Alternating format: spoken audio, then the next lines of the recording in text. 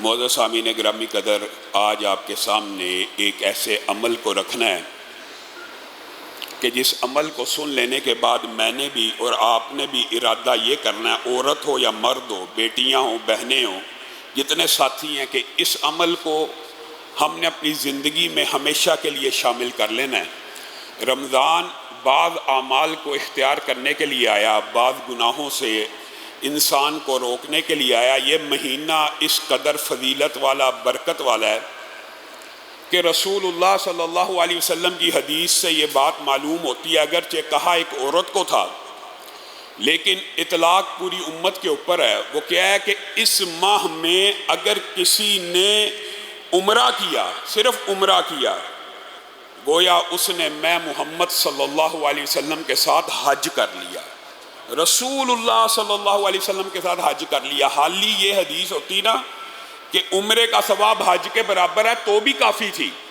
لیکن ایسا حج جو رسول اللہ صلی اللہ علیہ وسلم کے ساتھ کیا گیا ہو، اس حج کی قبولیت میں کوئی شبہ نہیں ہے۔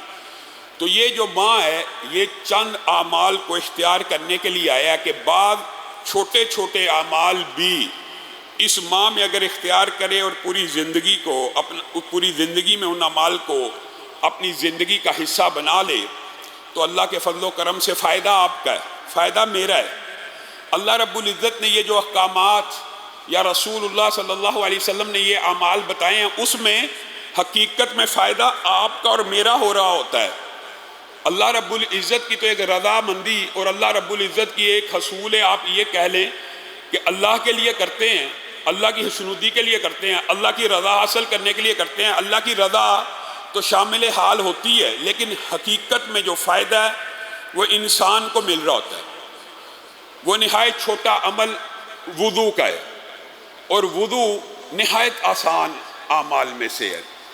اتنا عمدہ اور بہترین عمل ہے کہ اللہ رب العزت نے بھی قرآن پاک میں جب بھی نماز کے لیے، اور یہ حقیقت میں نماز کی اہمیت کے اوپر بھی دلالت کرتا ہے کہ نماز کا دباچہ ہے وضو نماز کا دباچہ ہے، لیکن وضو ایک مستقل نوعیت کی علماء اور محدثین نے لکھا عبادت بھی ہے۔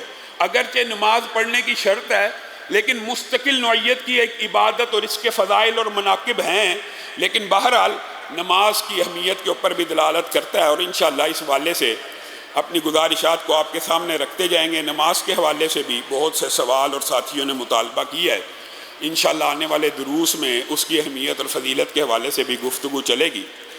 تو وضو جو نماز کا دباچہ ہے، اس کے بارے میں پہلی حدیث، ایک بھی حدیث اگر انسان کو یاد ہو جائے تو عمل کرنے کے لیے کافی ہے۔ رسول اللہ صلی اللہ علیہ وسلم نے ارشاد فرمایا کہ جو شخص وضو کر کے سوتا ہے، ابھی وضو کر کے سونے کی بات کرتا ہوں، پھر بعد میں وضو کی انڈیپینڈنٹ جو فضیلت ہے وہ بھی آپ کے سامنے رکھوں گا۔ جو شخص وضو کر کے سو جاتا ہے، یعنی رات سونے سے پہلے وضو کرتا ہے، اللہ رب العزت آسمان سے ایک فرشتہ نازل کرتے ہیں جو اس کے ساتھ رات بسر کرتا ہے۔ جو وضو کر کے سوتا ہے اس کے ساتھ آسمان سے ایک فرشتہ آتا ہے جو پوری رات اس کے ساتھ بسر کرتا ہے۔ یہی فضیلت حدیث میں ہو تو عمل کرنے کے لیے کافی ہے، لیکن رسول اللہ صلی اللہ علیہ وسلم نے ارشاد فرمایا کہ وہ وضو کرنے والا بندہ جب کروٹ لیتا ہے، اٹھتا نہیں، جب کروٹ لیتا ہے، کئی مرتبہ انسان کی کروٹ ایسی ہوتی ہے کہ انسان بیدار نہیں ہوتا، اور کئی مرتبہ ایسی کروٹ ہوتی ہے کہ جس میں بیداری بھی ہو جاتی ہے۔ یہاں مراد وہ کروٹ ہے کہ جس میں بیدار نہیں ہوتا، انسان لاشعوری طور پر ہل رہا ہے، کروٹ لے رہا ہے، پانسا پلٹ رہا ہے، جتنی حرکات دوران نیند کر رہا ہے، جو بھی حرکت کر رہا ہے، وہ جو فرشتہ رات اس کے ساتھ بسر کرنے کے لیے آیا ہے وہ کہے گا اللہم اغفر لی عبدک، اللہم اغفر لی عبدک، اللہم اغفر لی عبدک، اے اللہ اس بندے کو معاف کر۔ ابھی کروٹ لے رہا ہے، ابھی لاشعوری طور پہ ہے، کروٹ لے رہا ہے، اے اللہ اس بندے کے گناہ معاف کر کیونکہ یہ وضو کر کے سویا ہے۔ فَإِنَّهُ بَاتَ طَاهِرًا، یہ وضو کر کے لیٹا ہے، صرف وضو کر کے لیٹا ہے، صرف وضو کر کے سویا ہے، اس کے لیے فرشتے مغفرت کی دعائیں کر رہے ہیں، آسمان سے نازل ہونے والے لا یسبقونہ بالقول، یہ آیت آپ نے ہمیشہ یاد رکھنی ہے، لا یسبقونہ بالقول، فرشتے اپنی مرضی سے نہیں بولتے، وہم بامرہ یعملون، اور وہ اللہ ہی کے حکم کی تعمیل کرتے ہوتے ہیں۔ اور آگے اسی آیت کے آگے اگر آپ دیکھیں ولا یشفعون الا لمن ارتضی، اور وہ کسی کی سفارش بھی نہیں کرتے مگر جس سے رب راضی ہو جائے۔ اب بتائیے صرف وضو کرنے سے رب کی ایسی رضا ہے کہ آسمان سے فرشتہ اتر رہا ہے اور اللہ سے دعا کر رہا ہے، اللہ حکم دے رہا گویا کہ اس بندے کے لیے دعا کر، قبول کس نے کرنی ہے؟ اللہ نے۔ تو گویا اس دعا کی قبولیت میں کوئی شک نہیں۔ اور اگر اگلی حدیث میں آپ غور کریں، یہاں پہ حدیث میں کروٹ کا لفظ نہیں ہے، یہاں پہ حدیث میں لفظ ہے کہ جس نے وضو کر کے نیند کو اختیار کیا یا سو گیا اور پھر وہ بیدار ہو گیا۔ کئی مرتبہ نیند میں آنکھ بھی تو کھلتی ہے نا، ضروری نہیں ہر کروٹ پہ آنکھ کھلے، لیکن جس وقت آنکھ کھلتی ہے اس وقت بھی فرشتہ یہ دعا کرتا ہے اللہم اغفر لی عبدک، اے اللہ اپنے اس بندے کو معاف کر کہ یہ وضو کر کے لیٹا تھا اور وضو کے عالم میں اس کی آنکھ کھل گئی ہے۔ یہ دو حدیثیں الگ الگ ہیں، ایک کروٹ کی اور ایک بیداری کی، اور اگر اس کے ساتھ تیسری حدیث ملا لی جائے تو بات شاید میں اور آپ اس کے اوپر عمل کریں۔ کیوں جی؟ ارادہ کرتے ہیں نا انشاءاللہ، وضو کر کے سویا کریں گے انشاءاللہ، ارادہ کرنا چاہیے۔ وعدے کرنے سے کئی مرتبہ انسان پھر وعدہ خلافی کا مرتکب ہو جاتا ہے، بجائے ثواب لینے کے گناہ انسان کمانا، یہ مقصد نہیں ہے۔ ارادہ کریں کہ حسب استطاعت، حسب توفیق، میری بہنیں بیٹیاں، میرے بھائی بیٹے، کہ ہمیشہ پوری زندگی یہ عادت اپنا لیں گے کہ وضو کر کے سوئیں گے۔ اس کے اندر ایک جو بہت بڑا فائدہ ہے جس کا ہم نے مشاہدہ کیا ہے اور لوگ ہم سے سوالات کرتے ہیں کہ علامہ صاحب وظیفہ بتائیں، جیسے جمعے کے اندر آپ کے سامنے واقعہ رکھا تھا، وظیفہ بتائیں، ہماری دعائیں قبول نہیں ہوتی، ہمیں کوئی ایسی چیز بتائیں کہ جو دعا کی جائے قبول ہو جائے۔ بسم اللہ۔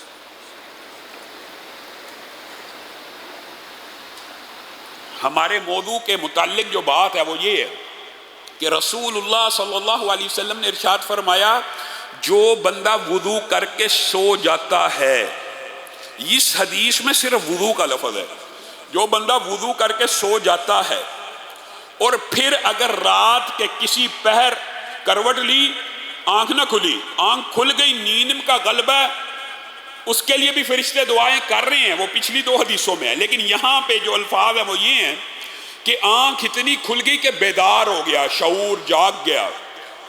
اگر کوئی بندہ آج یہ شکوہ کرتا ہے میری دعا نہیں سنی جاتی، تو اس کے لیے بہترین وظیفہ یہ ہے کہ وضو کر کے سو جائے۔ اپنی تربیت اور ٹریننگ ایسی ہونی چاہیے۔ رسول اللہ صلی اللہ علیہ وسلم نے کہا پھر رات کو اگر وہ بیدار ہو گیا، ایسی بیداری کہ جس میں ہوش و حواس آ گیا پورے کا پورا، اس وقت اپنے رب سے جو مانگے گا رب عطا فرما دیں گے۔ یہ خالی وضو کے ساتھ ہے۔ دوسری حدیث معروف جو آپ سب کو معلوم ہوگی وہ بغیر وضو کے ساتھ ہے، لیکن اس میں کلمات ہیں کہ جو بندہ رات کو سویا اور اچانک آنکھ کھلی، اس نے کیا پڑھا؟ لا الہ الا اللہ وحدہ لا شریک لہ لہ الملک ولہ الحمد وہو علی کل شیء قدیر۔ پہلا بات یہ پڑھی، پھر دوسرا کیا پڑھا؟ سبحان اللہ والحمد للہ ولا الہ الا اللہ واللہ اکبر ولا حول ولا قوت الا باللہ۔ پھر تیسرا اللہم اغفر لی۔ یہ حدیث اس حدیث سے اگرچہ مفہوماً ملتی جلتی ہے لیکن دونوں کا سیاق الگ ہے، اس لیے آپ کے سامنے رکھ رہا ہوں کہ کنفیوژن نہ رہے۔ یہ حدیث خالی وضو کی ہے کہ وضو کر کے سویا، اٹھا، آنکھ کھلی، دعا کی تو قبول ہو گئی۔ وہ حدیث خالی کلمات کی ہے، وہاں پہ وضو کا لفظ موجود نہیں ہے۔ تو انسان کو کیا کرنا چاہیے کہ وضو کر کے سوئے اور بالفرض آنکھ کھل جائے تو وہ کلمات والی حدیث کے اوپر بھی عمل ہو جائے گا، اور اگر وضو کر کے نہیں بھی سویا تو اپنی زندگی کے اندر اس ٹریننگ کو حصہ بنا لیجیے اپنی لائف کا، کہ جب بھی آنکھ کھلے، اور قسم کھانا صرف بات میں تاکید پیدا کرنے کے لیے ہوتا ہے، یہ صرف آپ 5 یا 6 دن، صرف 5 یا 6 دن کہہ رہا ہوں۔ میری بہنیں بیٹیاں جو سن رہی ہیں، وہ بھی جو سامعین ناظرین سن رہے ہیں، وہ بھی جو آپ لوگ، صرف 5 یا 6 دن آپ ہر روز رات کو نیت کر کے سوئیں کہ اگر میری آنکھ کھلے گی تو میں لا الہ الا اللہ وحدہ لا شریک لہ لہ الملک و لہ الحمد وہو علی کل شیء قدیر پڑھوں گا پہلے، پھر سبحان اللہ والحمد للہ ولا الہ الا اللہ واللہ اکبر ولا حول ولا قوت الا باللہ پڑھوں گا، اور پھر اللہم اغفر لی پڑھوں گا۔ یہ تین چیزیں پڑھنی ہیں، اس حدیث کے اندر موجود ہیں۔ رسول اللہ صلی اللہ علیہ وسلم نے فرمایا یہ تین چیزیں پڑھنے کے بعد بندہ اپنے رب کے سامنے ہاتھوں کو پھیلا لے اور جو جی چاہے مانگتا رہے، اللہ اس کو عطا کرتا چلا جائے گا۔ بتائیے کس وظیفے کی آپ کو ضرورت ہے؟ کیوں لوگوں کے در در کی ٹھوکریں کھاتے ہو؟ کیوں مخلوق کے پیچھے بھاگتے ہو؟ رب تعالیٰ آپ کو، رسول اللہ صلی اللہ علیہ وسلم آپ کو کتنے عمدہ کلیے بتا کے گئے ہیں، میں نے اور آپ نے عمل نہیں کرنا، لوگوں کے پیچھے بھاگنا ہے، علماء کے پیچھے بھاگنا ہے۔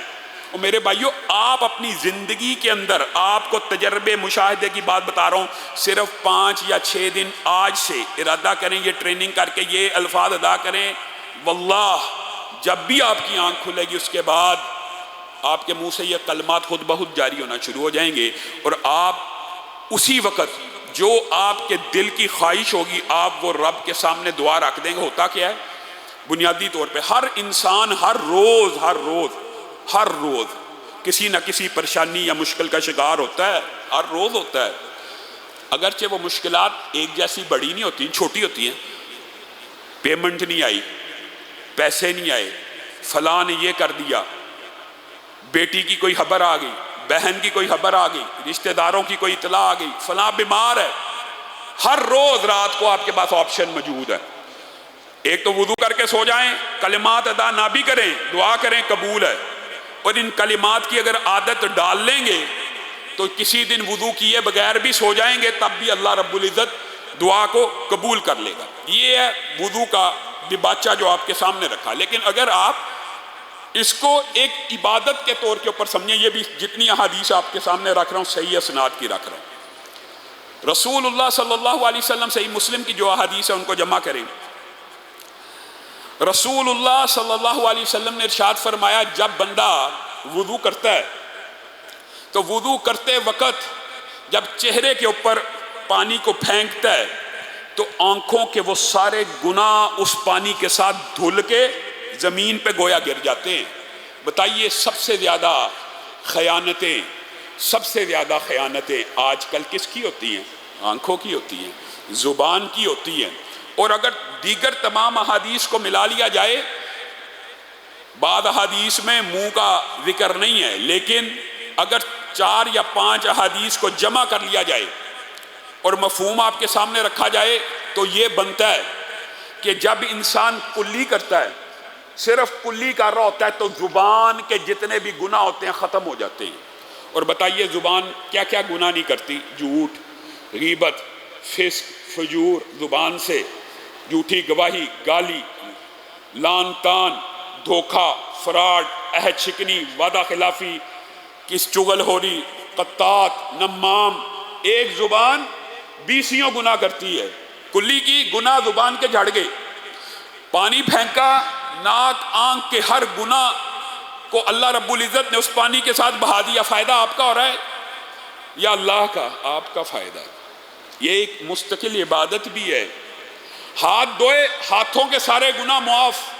پاؤں دھوئے، پاؤں جن جن گناہوں کی جگہ پہ چل کے گئے ہیں سارے کے سارے گناہ معاف، سارے کے سارے گناہ معاف ہو جاتے ہیں۔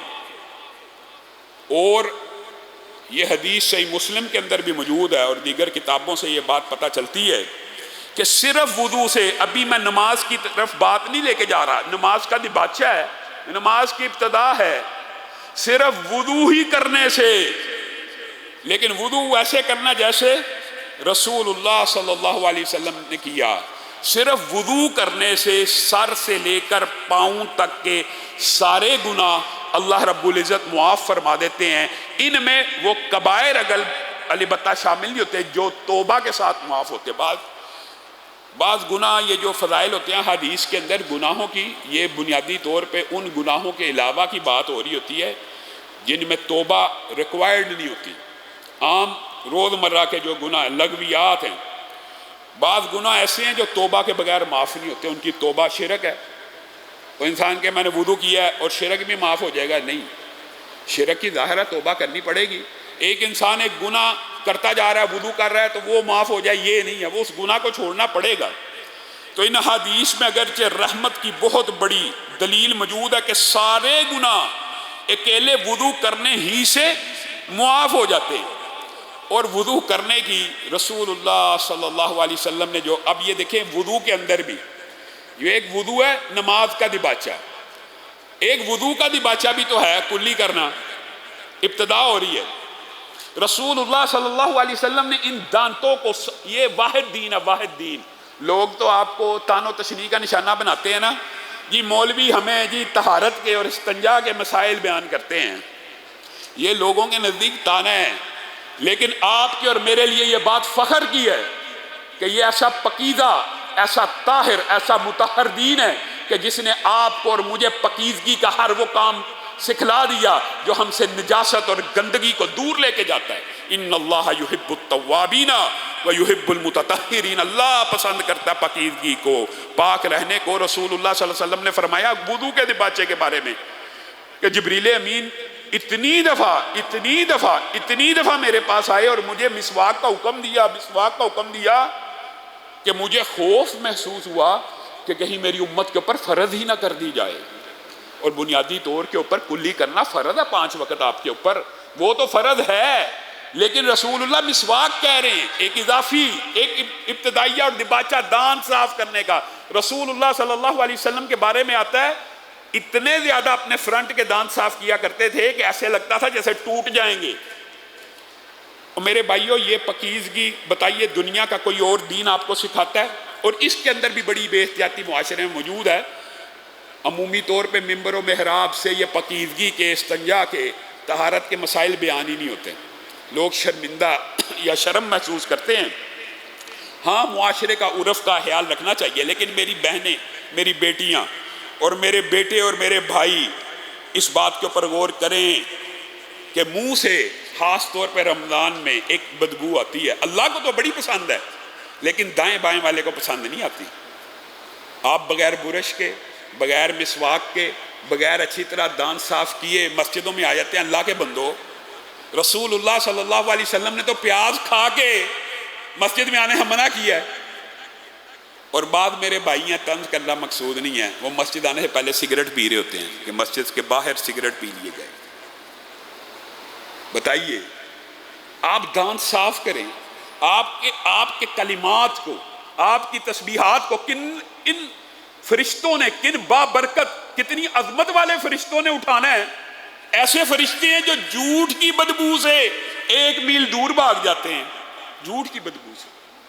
وہ اتنے لطافت اور اتنی لطیف مخلوق ہے، آپ سگریٹ پی کے مسجد آ رہے، آپ پیاز کھا کے مسجد آ رہے ہیں، آپ دانتوں کو صاف کیے بغیر اور اس چیز کا احساس کیے بغیر، یہ دین کے اندر ہے۔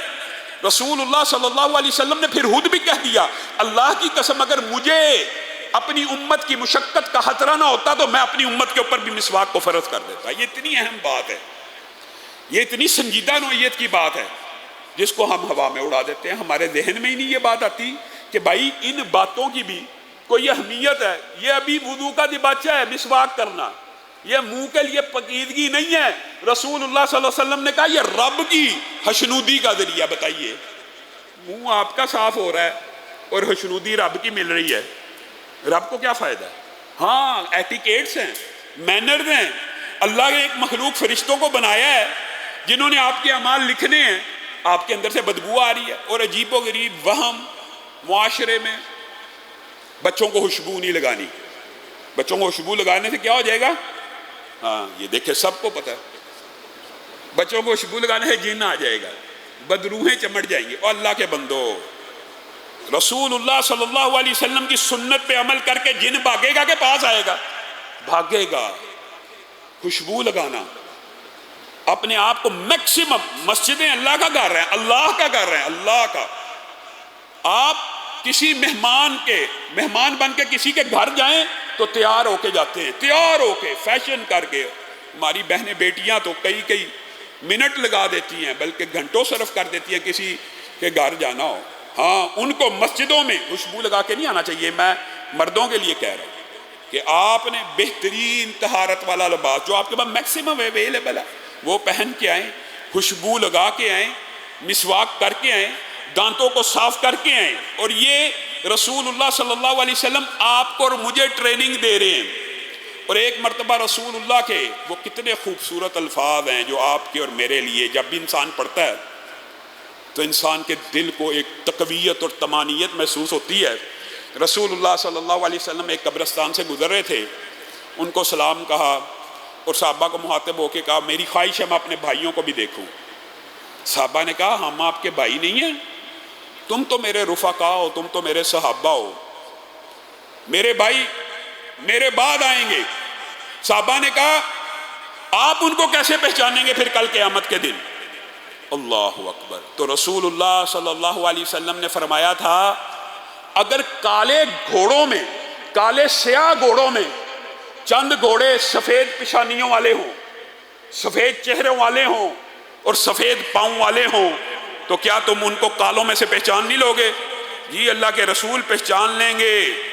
تو رسول اللہ صلی اللہ علیہ وسلم نے اسی عبادت کا حوالہ دے کے کہا کہ میری امت کے چہرے، میری امت کے ہاتھ، میری امت کے پاؤں کل قیامت کے دن اس وضو کی وجہ سے چمک رہے ہوں گے، روشن ہوں گے. غر المحجلین کا لفظ بھی موجود ہے، چمکدار، جن کی روشنی کے سامنے سورج کی روشنیاں بھی ماند پڑ جائیں گی.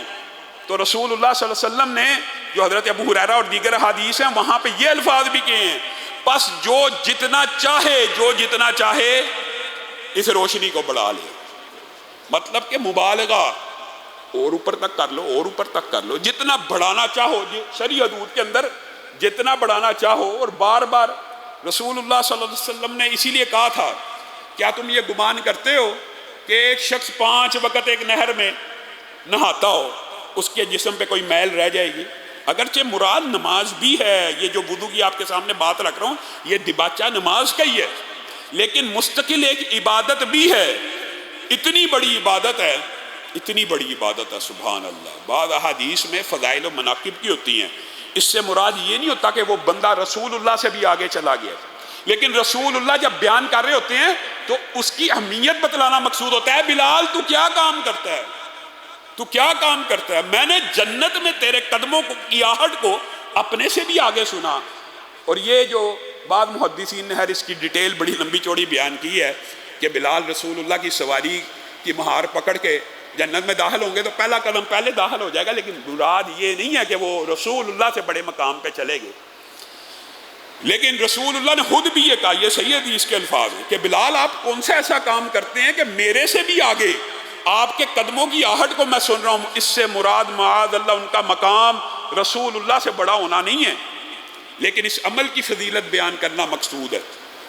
بلال نے کہا اے اللہ کے رسول جب موقع ملتا ہے جب موقع ملتا ہے میں وضو کر کے 2 رکعت نماز کو ادا کر لیتا ہوں، وضو کر کے 2 رکعت کو نماز کو ادا کر لیتا ہوں. حضرت عقبہ بن عامر کی حدیث ہے جس نے ویسے وضو کیا، صحیح مسلم کی، جس نے ویسے وضو کیا جیسے رسول اللہ صلی اللہ علیہ وسلم نے وضو کیا اور 2 رکعت نماز پڑھی ویسے جیسے رسول اللہ نے پڑھی، اس کے اوپر جنت کو واجب کر دیا گیا، صرف 2 رکعت.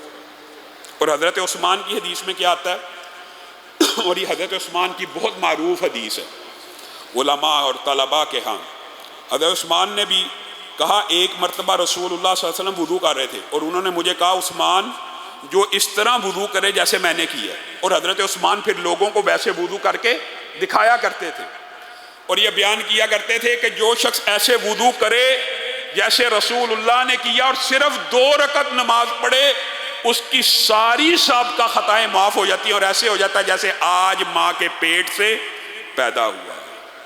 آپ بتائیے صرف 2 رکعت ایک وضو کے ساتھ.